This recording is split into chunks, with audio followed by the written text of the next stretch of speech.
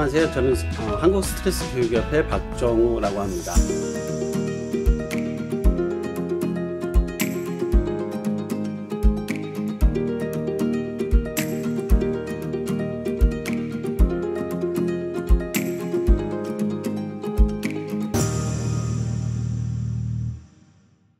오늘 같이 이야기를 나눌 거는 스트레스에 관련한 이야기인데요. 보통 스트레스라고 생각하면 스트레스? 뭐 많이 받고 살지? 혹은 뭐 스트레스? 그거 뭐 내가 크게 신경 쓸 필요 있겠어? 뭐 이런 식으로 생각하시는 분들이 많이 있습니다. 그래서 저는 오늘 스트레스라는 게 진짜 뭐고, 그리고 어떻게 하면 이 스트레스를 조금이라도 관리하는 방법에 있어서 내가 생활 속에서 활용할 수 있는 것들이 있는지, 그리고 있다면 내가 어떻게 활용하는 게 가장 좋은지에 대한 아주 간단한 꿀팁 하나를 소개해 드리려고 합니다.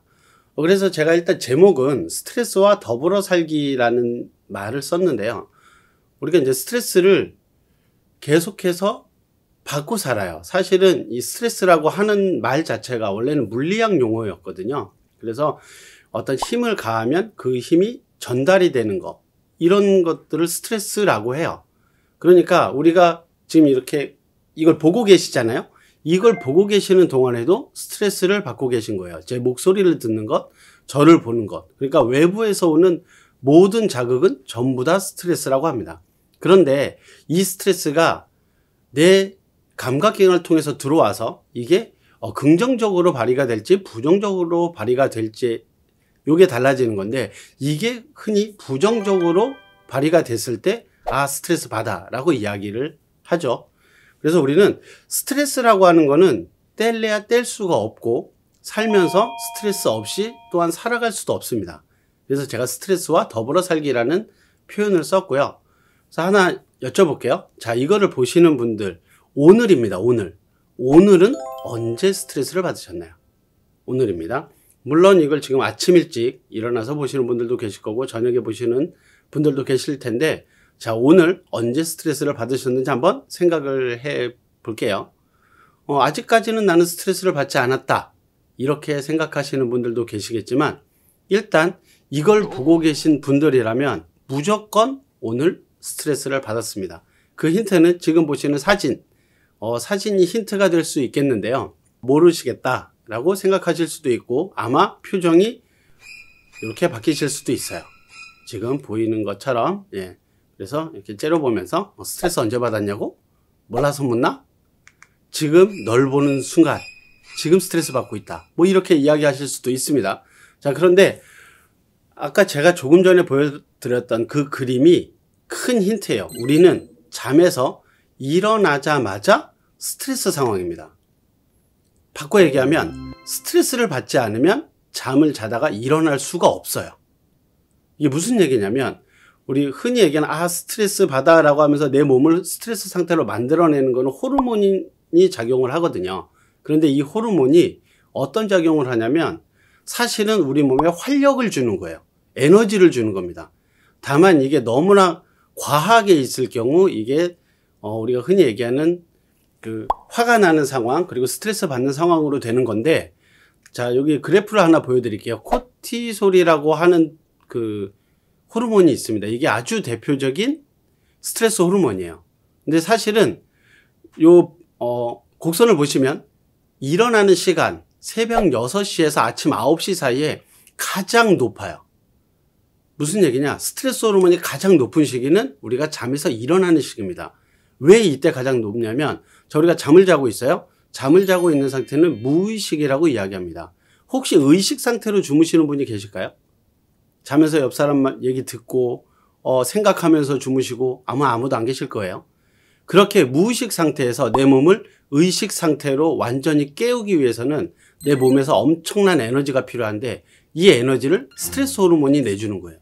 그래서 잠에서 일어나자마자 가장 스트레스 상황인 겁니다. 내가 아무리 개운하게 일어났어도 내 몸의 반응은 스트레스 반응을 하고 있어요. 그렇게 활력을 줘야만 우리가 일어나는 거고요. 그리고 자, 여기서 잠깐 건강상식 중에 하나인데, 우리가 일반적으로 아침에 일어나자마자 매일 똑같은 시간에 화장실을 가요. 매일 똑같은 시간에 화장실을 가서 이제 배변, 활동을 하신다 하면은 아주 건강한 생활 습관이라고 이야기합니다. 일반적으로. 그런데 한 가지 주의하셔야 될 게 있는데요. 자, 제가 조금 전에 일어나자마자 우리는 가장 강력한 스트레스 상황이라고 말씀드렸어요. 그렇게 되면 심장박동이 빨라져 있는 상태고요. 그리고 내 혈관벽은 좁아져 있고 혈압은 올라가 있는 상태입니다. 이런 상태에서 자, 화장실을 갔어요. 그런데 하필 그 사람이 뭐 혈압이 높다든가 혹은 컨디션이 굉장히 안 좋은 사람이었어요. 그런 사람이 자, 화장실에 가서 힘을 줍니다. 힘을 딱 주는 순간 정말 재수없게도 내 혈관이 터질 수가 있어요. 그래서 사실 병원에 가보셨는지 모르겠는데 병원에 화장실을 가면 항상 응급벨이 있습니다. 그 응급벨이 어디 있냐면 손을 이렇게 쭉 뻗었을 때 바로 닿는 위치에 있어요. 왜냐하면 가장 많이 사람들이 쓰러지는 곳이 그 병원 화장실이기 때문이에요. 특히 아침에. 그때 힘을 주면 자, 혈압 올라갔죠? 근데 혈관벽은 좁아졌는데 고혈압 환자예요. 힘을 준다고 빡 주는 순간 이게 하필 뇌에 있는 혈관이 터져버린다? 그러면 그게 뇌출혈이에요. 그래서 가장 많이 쓰러집니다. 근데 우리가 왜 뇌출혈 하면 뭐 영화나 드라마에서 보듯이 갑자기 악 하고 쓰러지는 게 아니라 아마 경험이 있으실 텐데 오래 쭈그리고 앉아있다가 갑자기 벌떡 일어났어요. 그러면 눈앞이 깜깜해지고 머리가 띵하게 어지러우면서 앞이 안 보이는 경우가 있는데 그런 경험을 아마 해보신 적이 있을 겁니다. 그런 식으로 와요. 그래서 사실은 그런 내 눈앞이 갑자기 깜깜해졌다면 바로 응급벨을 누르라고 되어 있는 거예요. 그게 만약에 그 응급벨을 누르게 되면 그 조치가 취해져서 사실은 거의 아무 이상 없이 바로 조치가 취해지는데 문제는 집에서죠. 집에 응급벨이 있나요? 그 혹시 누르면 누가 오나요? 뭐 집에 주치의를 두고 사시는 것도 아니고 그렇기 때문에 사실은 가장 좋은 방법은 아침에 일어나서 완전히 몸이 깬 이후에 화장실을 가시는 게 좋아요. 보통 그 시간 한 30분 정도를 이야기하거든요. 그래서 그거는 그냥 건강상식으로 알아두시라는 거고 일단은 우리는 일어나자마자 바로 스트레스 상황이다 라고 하는 거를 말씀드리겠고 그 다음에 그래프 보시면 가장 밑으로 떨어져 있는 시기 급격하게 줄어드는 시기가 언제냐면 12시가 넘어서 오후 3시까지 가장 밑으로 뚝 떨어져요. 급격하게 감소가 돼요. 그래서 우리가 왜 점심 때 점심 먹어서 배가 부르고 그래서 내가 조금 처지나 봐 그래서 졸린가 봐 이렇게 생각을 하시겠지만 물론 그것도 맞는 얘기지만 실제로 우리의 활력 호르몬인 이 코티솔 농도가 아주 떨어져 있기 때문에 몸이 나른해지고 졸리게 되는 것은 아주 지극히 정상적인 반응입니다. 그건 사실은 굉장히 지극히 정상적인 반응이고 그런 상태로 가다가 대신 그때 몸이 회복하는 시기예요. 우리가 긴장을 하거든요. 스트레스를 받게 되면 몸을 긴장시키고 근육을 수축시켜서 깨우는 건데 이 깨어지고 이제 활동하게끔 만들어 놓은 것들이 이제 자동적으로 그 코티솔 농도가 줄어듭니다. 줄어든 상황에서 천천히 일상생활 하시다가 다시 저녁 때가 되고 저녁 이제 깊은 밤이 되면은 다시 올라가게 되어 있어요.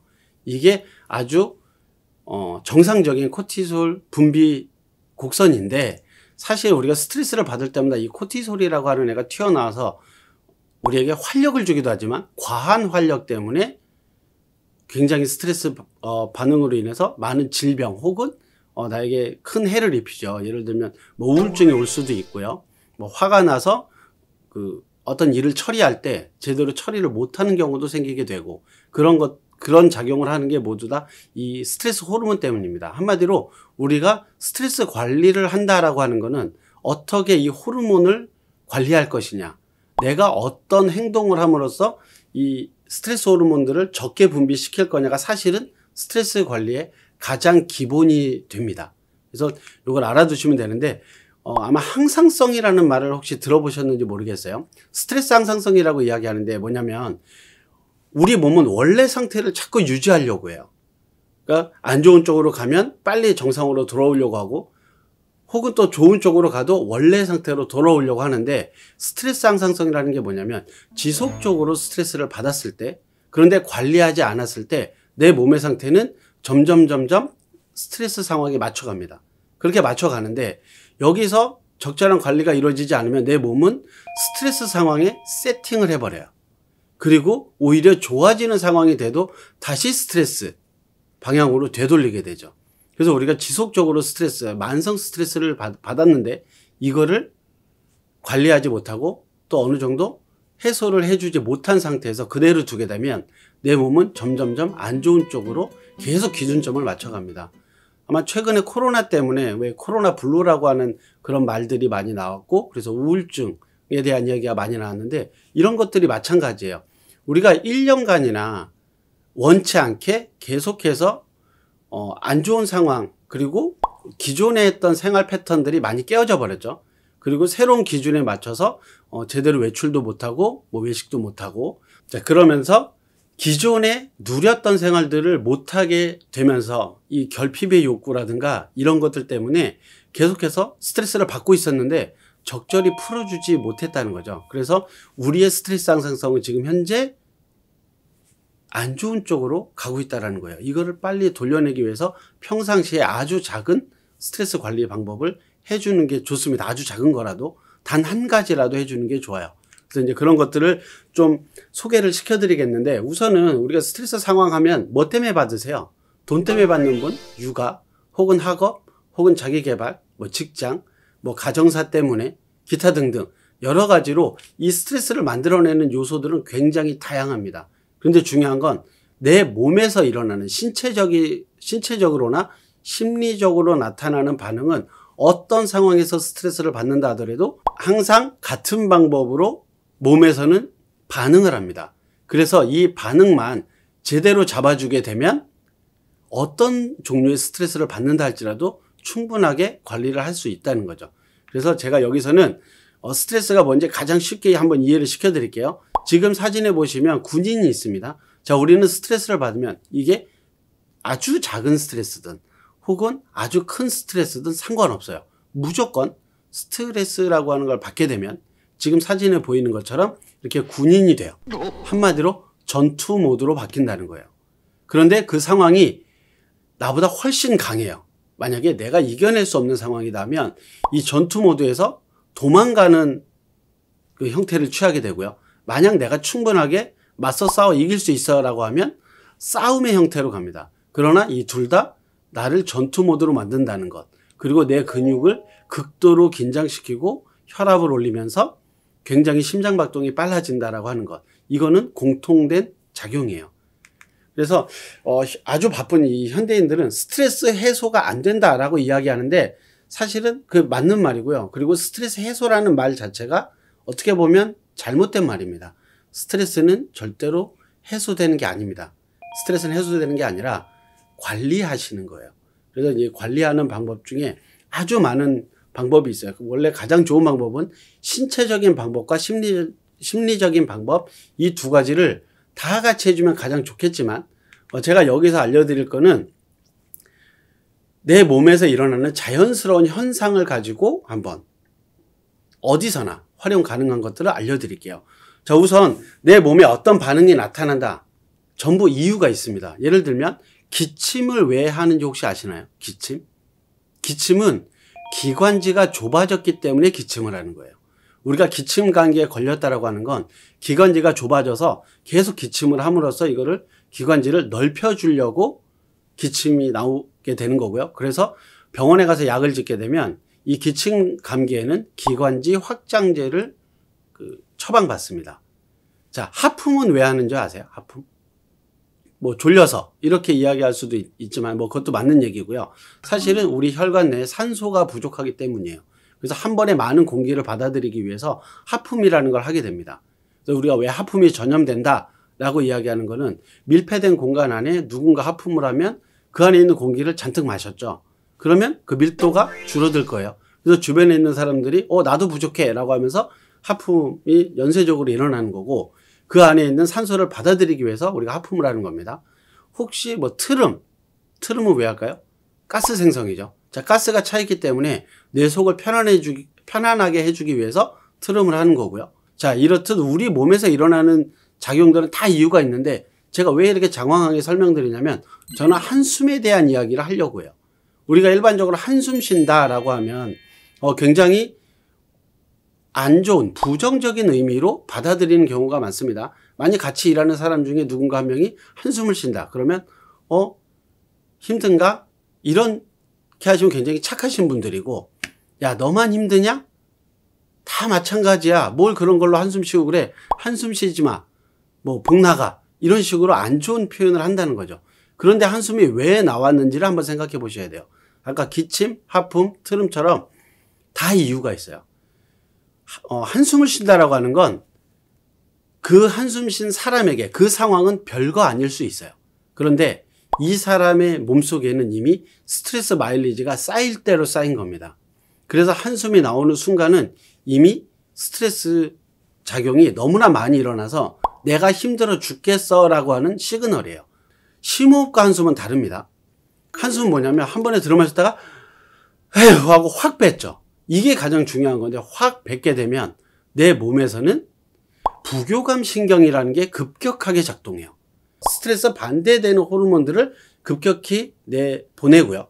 스트레스 호르몬의 분비를 아주 빠르게 낮춰요.